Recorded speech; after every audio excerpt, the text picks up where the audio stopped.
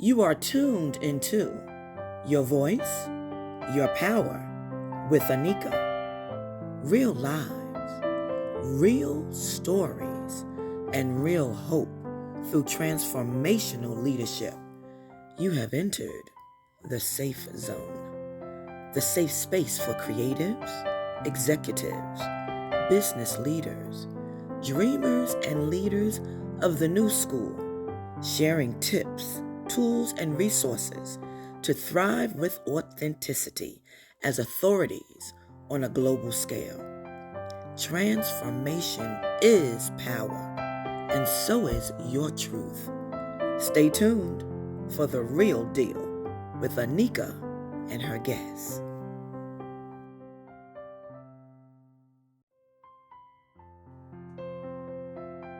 Good day, and welcome to Your Voice, Your Power.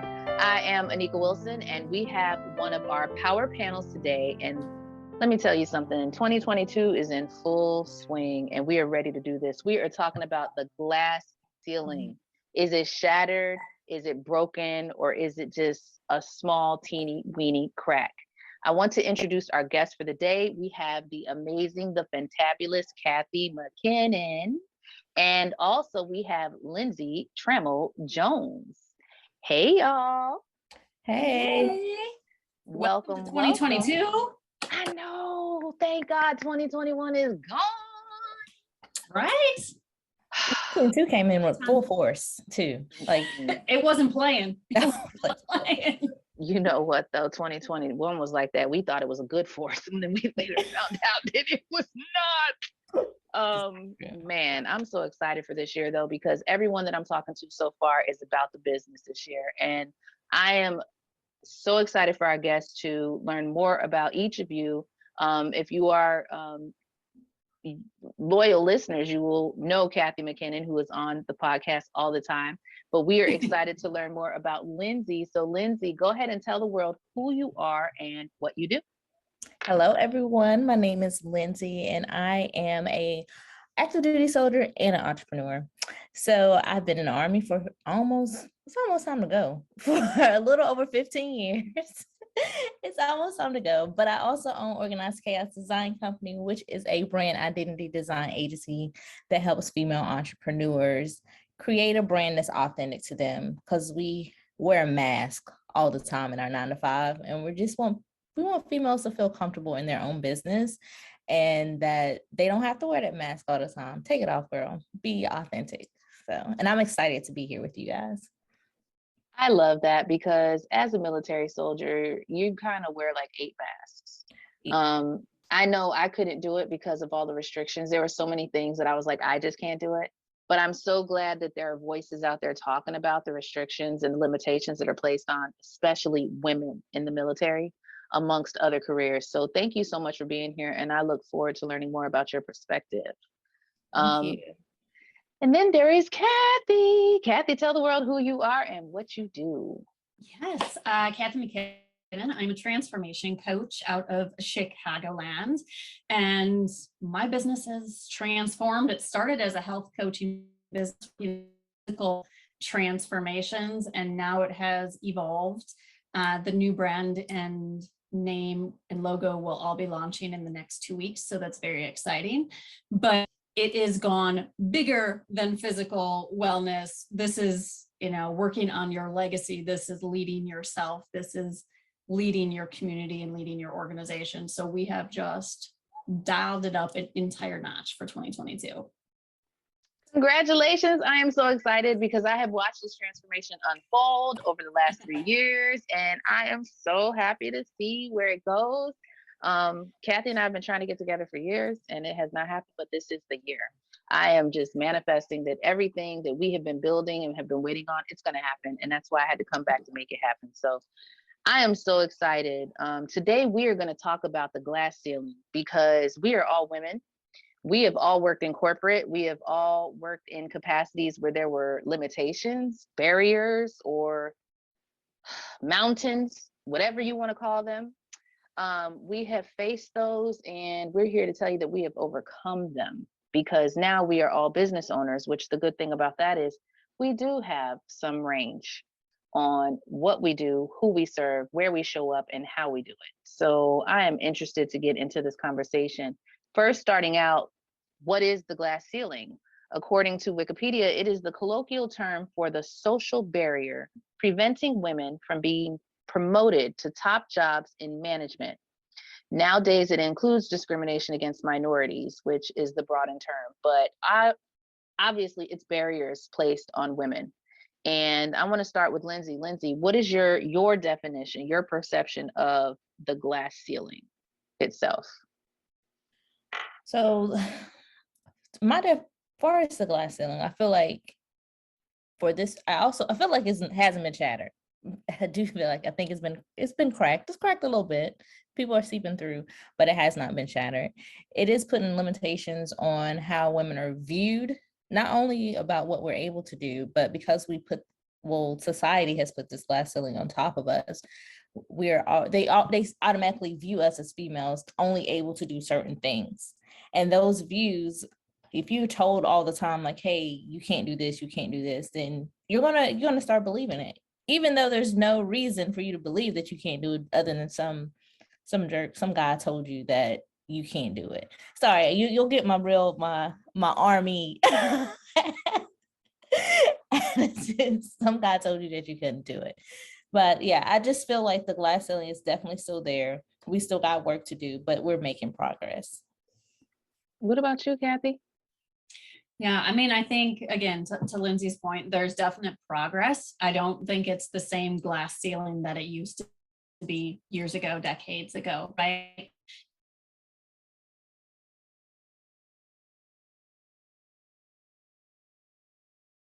We're starting to do, as opposed to waiting for those cracks or that hole in the glass ceiling to make their move.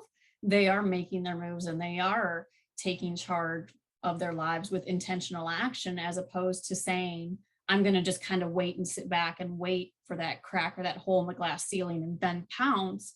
They're saying, forget this. I'm going to find a way. I'm adaptable. I'm resilient. I'm going to do my own thing to get what I want, as opposed to waiting. Let me ask each of you a question. Did you know that there was a such thing as a glass ceiling? Did you know that there was a name for this? Or when did you discover that this was actually a theory?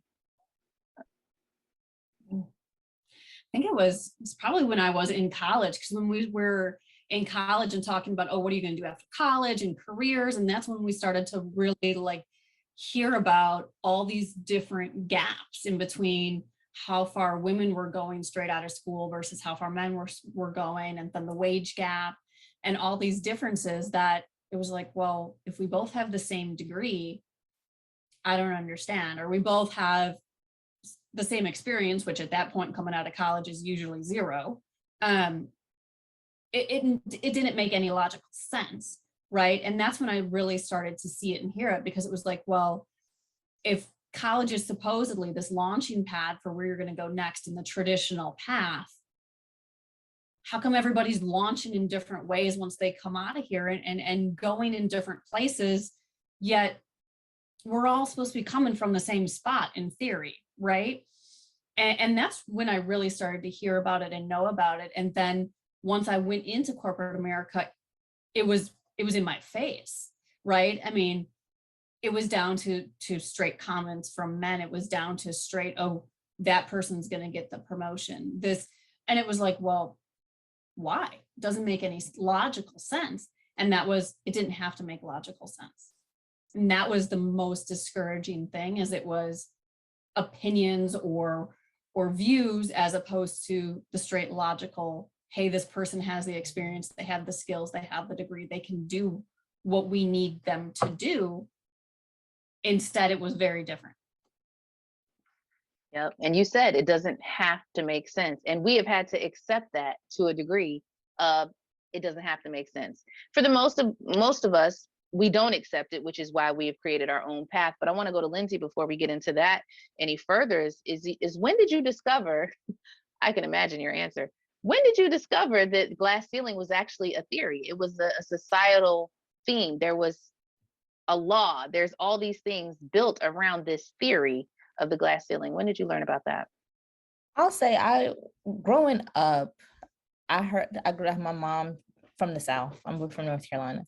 And growing up, she would always talk about having to work harder, even twice as hard. You're going to have to be twice as good.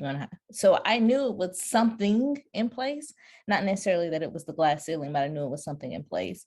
It didn't really hit me or didn't become blatant or in my face until I was in the military. And because I joined the military after graduating from college. So I never went into corporate America.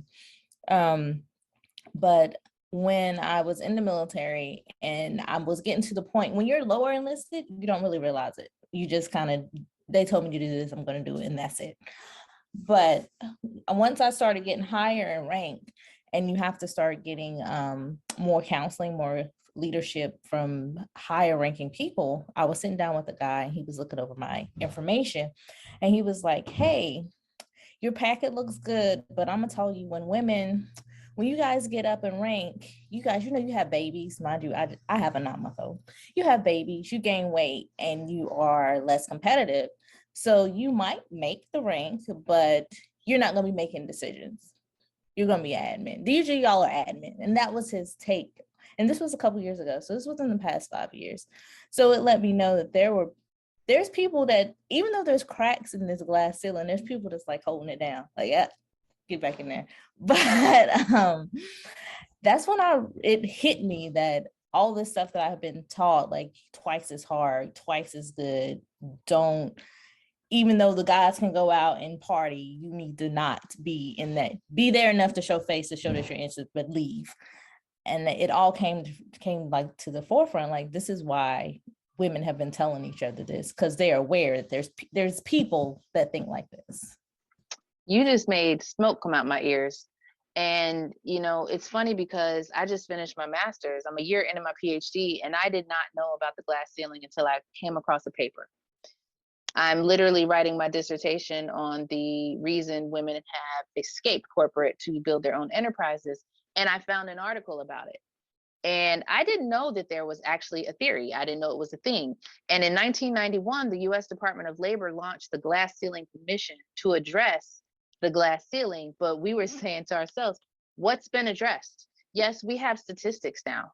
We have statistics that show that women have 60% more, 60% of women have master's degrees. For obviously 40% of men have master's degrees. When we look at, we're walking into a room competitive as you were with your promotion packet, you're sitting there, and unfortunately we have to put our race, our age, our gender on a piece of, whatever. And I've gotten to the point now where I always do the, the disability thing too, because I always do it because I know what's supposed to happen when you identify yourself. But I also do it for statistical purposes because I am a scientist. But we know that could be the difference between us getting the job or not getting the job. So then it becomes a thing of, do we want to get the job or do we want to remain our integrity? It's like, I know why I do what I do, but this means the difference between me feeding my children and not feeding my children. These are decisions that men don't have to make. For instance, I just got on a plane and left an island because I don't have orders. But at the end of the day, my children weren't being cared for. My children didn't have access to resources. And I got angry because every day my husband's going to get up and he's going to go to work, and the military is going to make sure he gets paid, and he has nothing to worry about. But then me, I am a dependent. I cried because I was like, my mother raised me to be independent, all for the military, to try to mold me and tell me that no matter what, I am a dependent. So are we really talking about glass here? Or what do we even call this thing that basically tells us as women that we have no rights? I don't know. And it's crazy as you say men don't have to think about that, because I have 2 girls. So when choosing their names, I was like, 1, I got to give you a name that they don't know if you're a boy or a girl. So their name, I have, the oldest is Kennedy, but she goes by Kenny, and the youngest is Carter. So people don't know, they both start with a K, but they don't know. I was like, so you got to have a name. Nobody knows if you're a boy or a girl. And you got to have this. So because of their dad wasn't thinking about that. Me, I'm like, well, they gotta have a name. And they gotta have a name where they don't know if they're black or white or whatever. I knew that was next. Yep. All these things come to your mind when you're like, well, I gotta prepare you for what you're gonna face in the future. Yep. And that glass ceiling was one of those things. I need you to at least get in the door. At least I can get you a name that gets you in the door. Exactly. And the rest is on you. And that's a shame that we're thinking of this. I had 2 girls and I wanted a boy, but I didn't want a black son. And there's only certain places where I'll even say that, because somebody will be like, oh, well, no, I didn't want a black son, because if his father doesn't stick around to teach him what it's like to be a black man, then that's on me, which I can groom him as much as I possibly can, but I cannot prepare him. But my daughters, I can absolutely say to you, this is what it's like to be a woman. And right now, my daughter is protesting. She's like, I don't want ovaries. I don't want to be a girl. I don't want COVID. I'm tired. And I told her, I said, your battle as a woman is just beginning. You're 16. It's going to get worse. It's just the things that we go through, and we are expected to be resilient. We're expected to be graceful. We're expected to be domesticated. We're just expected to be, empathic. We're expected to be fierce only when we're allowed to be fierce. It's like, don't be a force all the time. Only be a force when we need you to be a force. And God forbid, don't be too smart. It's a lot to juggle and manage and figure out that balance, especially as a teenager. Being a teenager when I was a teenager was hard enough. The complexities of today's world are like a whole nother level. And so, I mean, I'm raising a preteen son, which it is a lot in itself, but I can't imagine the female and the emotions and all of that goes with it. But multiply it too. Oh yeah. The hormones, the emotions, the comparison syndrome, the social media, the everything, right? I mean, there are body image issues when I was in high school, but it's just escalated through the roof with social media, right? And the ability and cell phone cameras and things that are supposed to be private are no longer private because it's shot around the world in a click, right? But how do you manage and balance all these things that we're supposed to be? As women, we're supposed to be multifaceted. And people sometimes forget that, right? Like, you're not supposed to be one box or the other. You're supposed to do the things, but at different times in different ways. And it's so hard to navigate, especially as a teenager, because you're just trying to figure out where and how you fit and who you even are. In the meantime, the world is expecting you to already know that you're multifaceted and show up in those ways when you don't even know who you are, right? For some of us, even when we do figure out who we are, we're afraid to show the world who we are because we fear for, backlash or opinions or comparison or all of that. So how do we expect that from our young girls growing up when some grown women are still struggling with that fine line of balance of how do I show that I'm multifaceted, and understanding that there's nothing wrong with being multifaceted. We're supposed to be multifaceted, but we can't be it all the time. And that's the thing, is learning when to pull the different levers. And it's an art. There is no magic, flow chart of pull this lever at this time and act like this at this time. Like, there is no prescription path. And so you have to learn to sort of play those different parts on your own terms that work for you and who you are in your household and what that represents. But we are not taught that growing up by any means. It's like a trial and error by fire, quite frankly.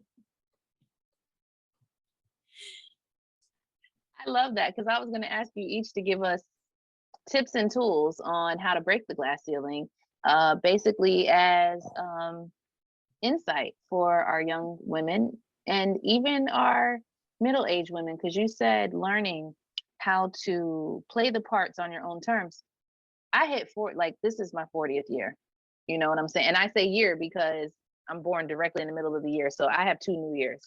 My birthday is June 1st. So January 1st, I get a restart. June 1st, I get a restart.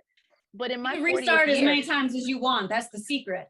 see, Right? The secret right there. I've got the refresh button set up and it just spirals like this.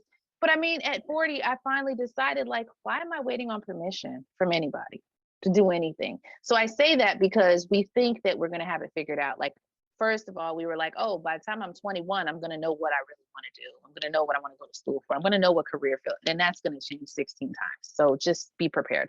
And then you hit, I know I had a midlife crisis at 35. And then I had another midlife crisis at 40. And so that's where I'm at right now. But I say that because I want you to give advice to women who are facing either transition challenges. And I always say, Cathy is a cancer survivor. And I just went through, they just found a lump. And so I'm going through this. And there are two people that are in my circle that I knew that I could call instantly, because that feeling was just like, and of course, my husband picked me up and he didn't get it. He didn't get it. I just cried. He didn't get it. He doesn't get it. It's just like, oh my gosh. And they're like, you need to come back in 6 months. And I'm like, you're not going to do anything more than that. Like, you can, I know that there's things you can do right now, but you're telling me just wait, you know? And so in 6 months time, I'm like, I won't even know where I'm going to live in 6 months. I don't know where I'm going to be. I don't know where my kids are going to be. I don't know if it's growing. I don't know if it's not growing. I'm going to be in a whole different health district. It's probably going to tell me by that time, you need to start the process all over again because we don't have records. You know what I mean? But on top of this, I'm supposed to get on a call in a minute and act like everything is fine. And if the school calls, show up and be just fine and do my homework. And you know what I'm saying? Get this contract going. And I was just like, he doesn't get it. And that's the hardest part, right? Women are, by nature, we are emotional creatures. That's just a fact of the matter, right? We express ourselves, we feel in a whole different way than men do. They process, they're very logical. So when we have our emotions and we're trying to communicate emotionally, because that's what we do, it's very hard for them to relate or understand, especially when it's something as personal as what you're going through, Anika, because as women, we want this understanding that we have control over our bodies. And when for some reason, whatever it might be, you feel like you're losing control or you're out of control of your own body, that is the hardest thing to wrap your head around. And then to be told, well, it's just a waiting game. So just, you know, be patient and we'll see what happens. I was actually just finalizing an article, and they asked me one of the top 5 things of being a cancer survivor that was the most frustrating. And I'm like, without a doubt, it's the waiting and the unknown. Yep. If you told me this is what's happening, but this is how we're going to fix it, boom, I can be very logical and I can work through that. But when you're like, I don't know, maybe, but just hang out and wait. And then maybe, I don't know what will happen. That for a woman with all the emotions and thoughts that go through our head and all of the different things that we need to take care of in a day, again, being multifaceted mothers, entrepreneurs, etc. Do what? Yeah, doesn't work that way. And then just like you said, be calm and continue on. And yeah, what's the problem, Anika? They called me on Monday and was like, we need to schedule your 6 months. I said, I won't be here. You're not scheduling nothing, because I'm going where I know that they will actually do something other than tell me to just sit here and wait. Because as many scans as I've had, I'm like, I know good doggone well there's something here. You know, but even so, I mean, I've had 2 surgeries in 2 years, 2 major surgeries in 2 years. And I've been expected to just get up and just, oh, the doctor says you're going to be fine in 6 weeks. Yeah, well, guess what? There's so much that we go through in our head, and we put the pressure on ourselves to be okay, because statistically, society, husbands, whoever says that we're supposed to be okay. You have this time frame to go through this life-changing incident and then come back to the table and be competitive, Lindsay. Be competitive and don't lose your body. Like, you're not allowed to have hormonal changes, any changes in weight, ounces, pounds. No, we're not doing that, Lindsay. We're not doing it. We can't have that because that's not okay. You know, and then no, we don't have any pressure. No pressure on us to show up as who we're supposed to be and be taken seriously. Yes. And that's the biggest piece right there, right? Is to not only be who we authentically are, which is not a robot, which is not a textbook definition, at the same time, show up like it's all good. That part. So yeah, just be a robot and just carry on and, you know, do the check boxes on your to-do list. Like the world has just stopped evolving on its axis. That would be amazing. But that's not reality. And I think that's where a lot of women, especially women, like you said, whether it's coming out of college, whether it's going through a transition, whatever it might be, that's where a lot of women stumble, right? Because if I'm a robot and I'm following textbook definition and I'm following that path that everybody says I'm supposed to follow, then everything is good. But the minute I take a left or a right turn, it seems like nobody gets me. I'm all alone. Nobody understands what I'm trying to do because it's no longer textbook. And that's where a lot of women get frustrated and they get depressed and they feel like they're alone because it feels like nobody is hearing you and nobody's understanding you because you took a left turn as opposed to a right turn.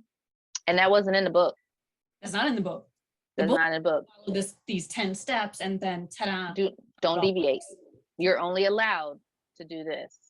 Yeah. Lindsay, I'm asking you what's your perspective of all of this, you know, because I went on my tangent. But, you know, you have a company named Organized Chaos. And I consider myself somebody who lives in organized chaos because I know what my chaos means. But part of it is because when you do live by this textbook, by this logic, by this guidebook, which the only reference I have right now is the military, is that people sometimes aren't able to adjust and adapt when those lines got some grays in between and some lefts and some rights, as Cathy said.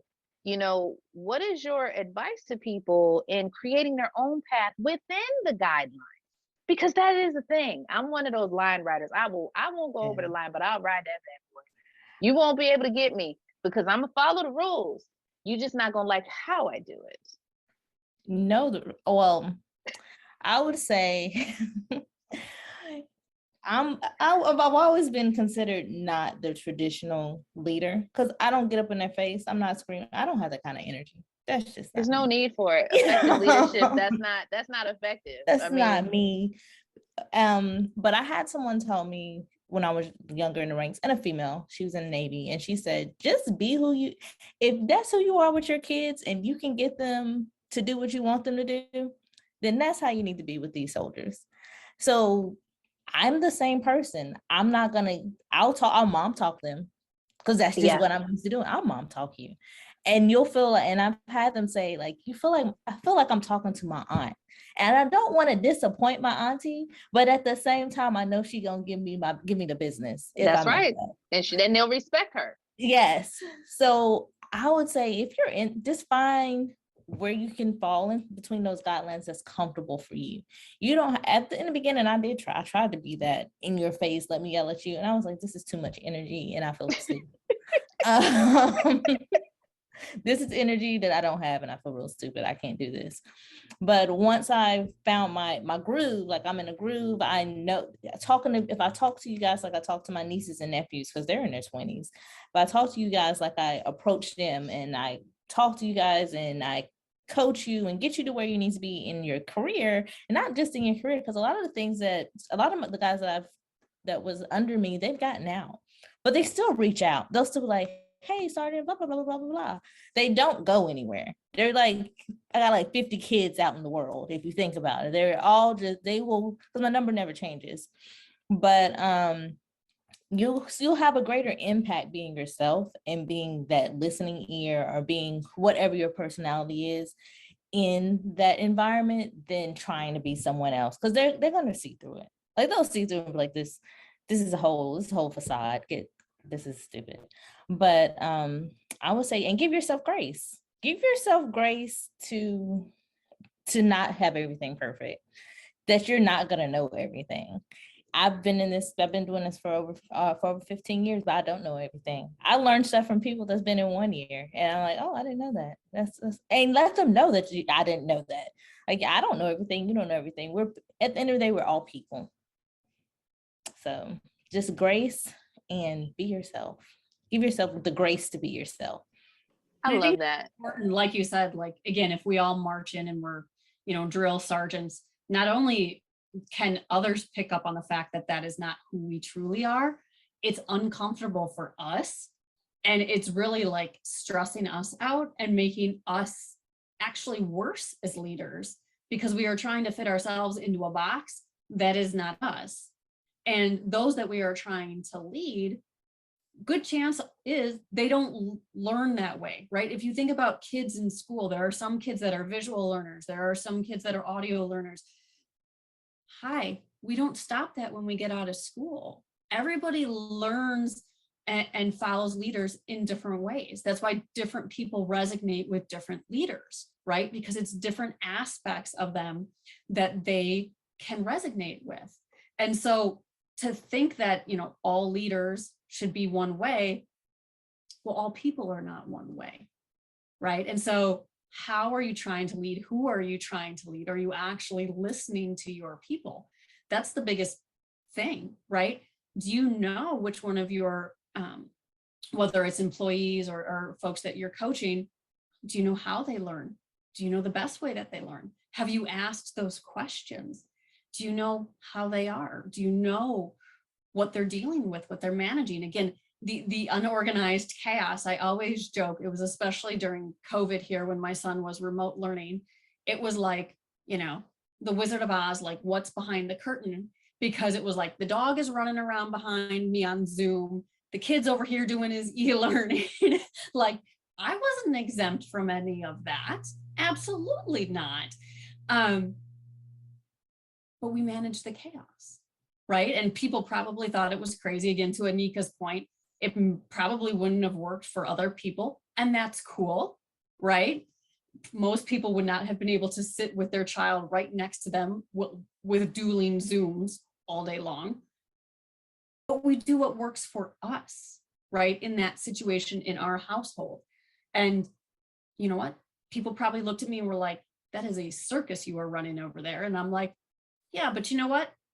It's my circus. And you know what? It's working for my son. It's working for me. And in between the circus chaos, we got to have moments where we got to laugh about how crazy and chaotic it was.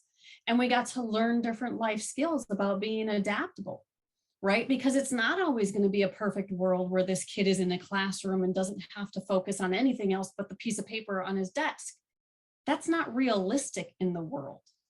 And so, as challenging as it was also an opportunity to teach that we find ways to get things done.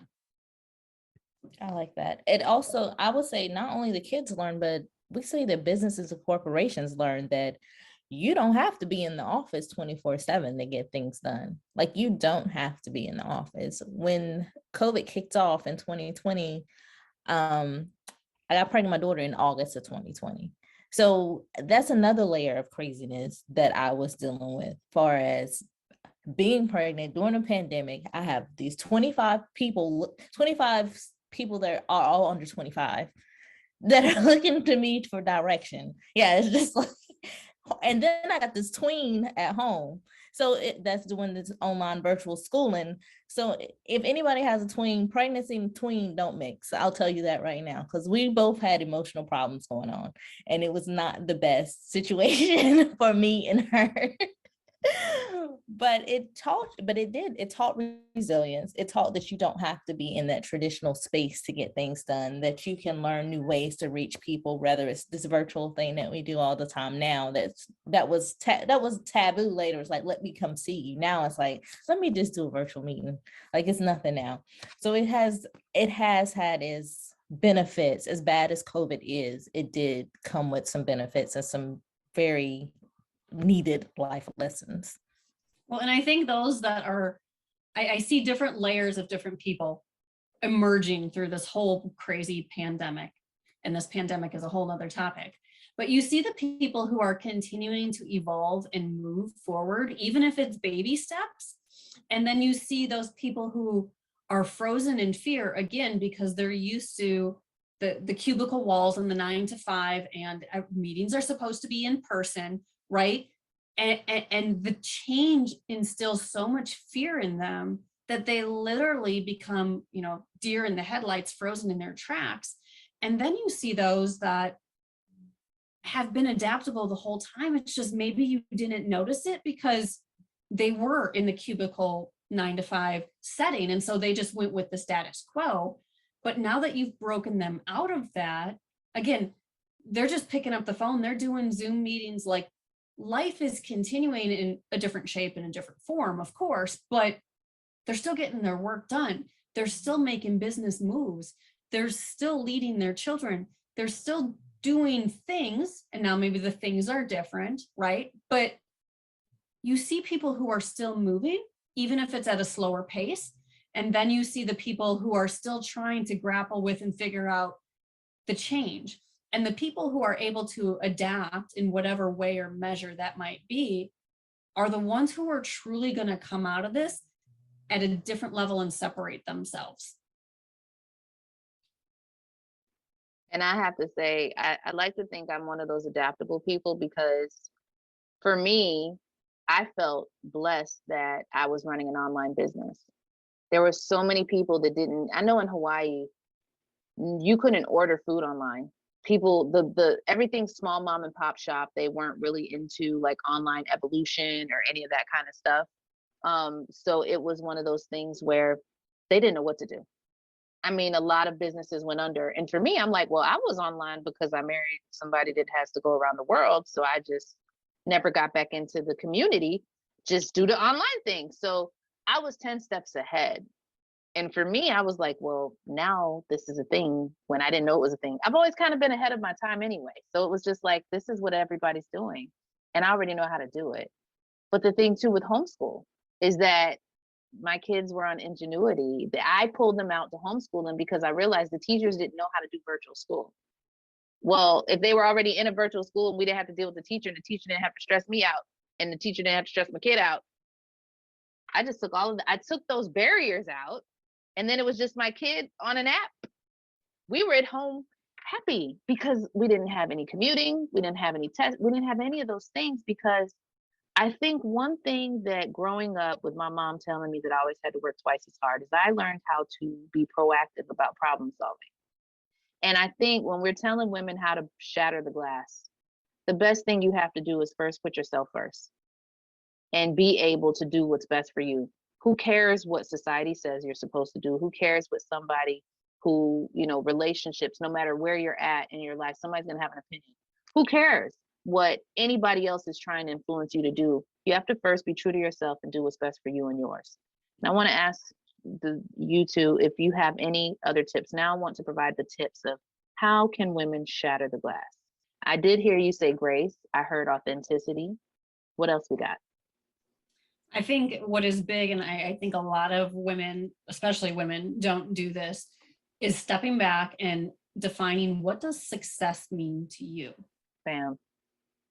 Because if you don't know the definition of success for you, not what anybody else or a textbook says or anybody on social media, what does success look like for you? Like, what is that vision for your life that you would say, I would feel successful, whatever, fill in the blanks.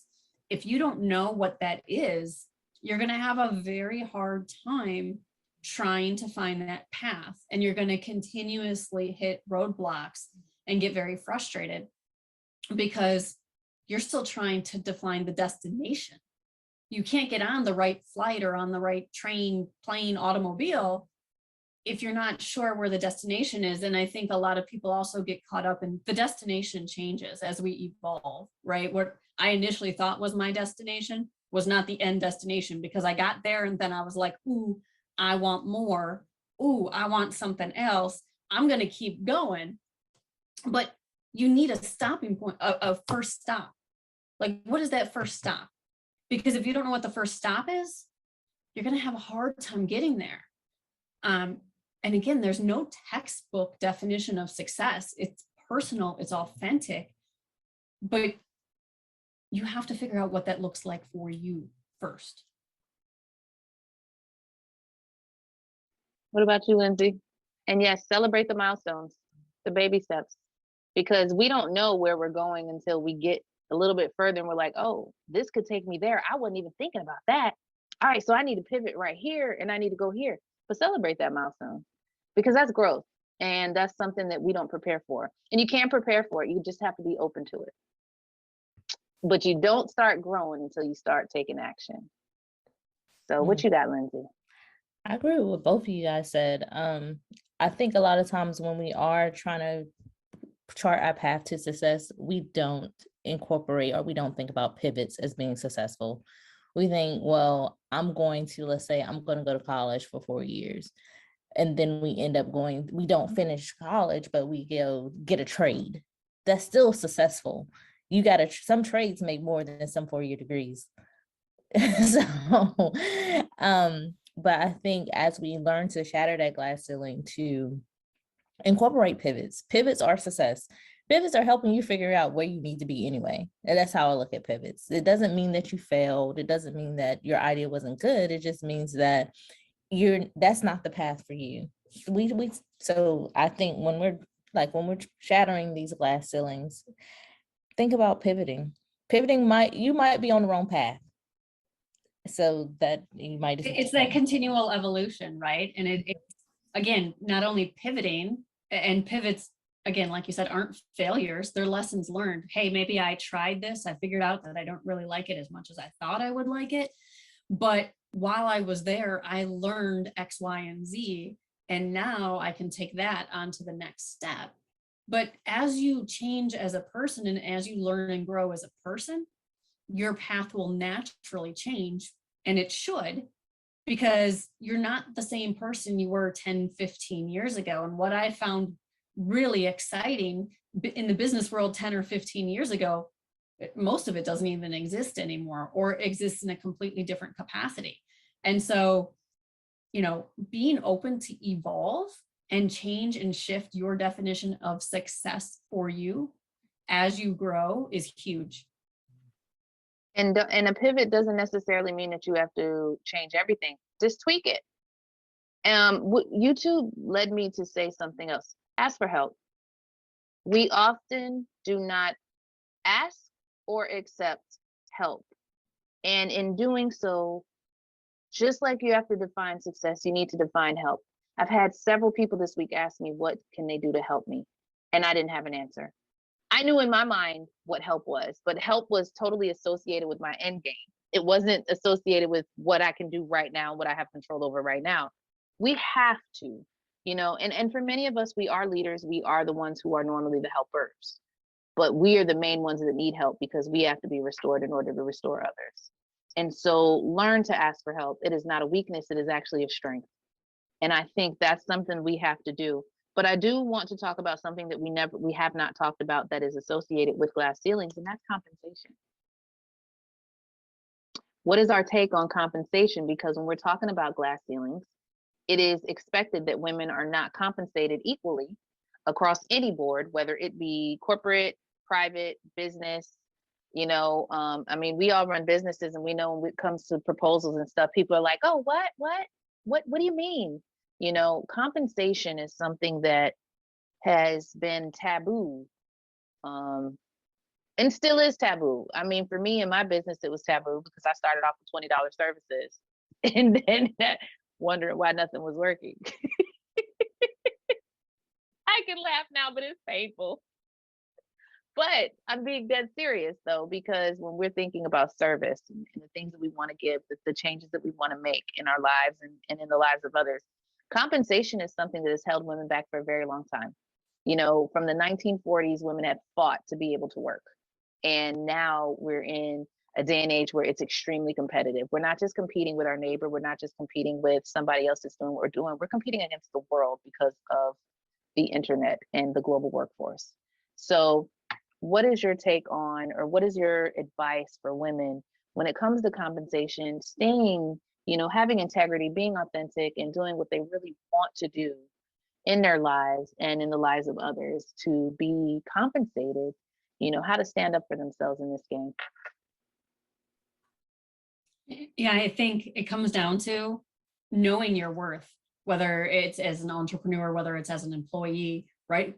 What do you bring to the table and what is the value of that? And you could say, well, that's very subjective, right? It depends on who you're working for and what you're doing, but not undercutting yourself because you have skills and knowledge that are unique to you. And especially as an entrepreneur, again, in the beginning as entrepreneurs, we tend to lowball our services and our prices because we want the business, we want the customers, we want everybody to like us, love us, come buy our product. But what we end up doing then is attracting the wrong customers or attracting just business for business that doesn't actually evolve into the impact that we want. And so you truly have to look at it from both perspectives, right? What is your worth? What do you bring to the table? As well as what is the impact you want? Because I could get on social media right now and sell a $20 course to who knows how many people, but that's not what I do, right? That's not the impact I make. My clients are very specific niche of people who are stepping up at a different level, right? This is not necessarily everybody goes to Target and buys the $20 t-shirt, right? That's what Target does. That's not what I do. And so it's very hard as entrepreneurs because you want business. Customers are good as a business owner, but making sure that you're servicing the right clients who understand the value of your services. And that is huge as an entrepreneur. I would say, as far as compensation for women and breaking that glass ceiling, we have to get comfortable with money. Like a lot of times because we are thinking of everyone else first. Like we're in other people's pockets. We're in the client's pockets or the customer's pockets. Well, I don't want them not to be able to afford it. So we don't charge as much as we necessarily should be charging. And we also have to traditionally men would go out and make money and women would take care of the household.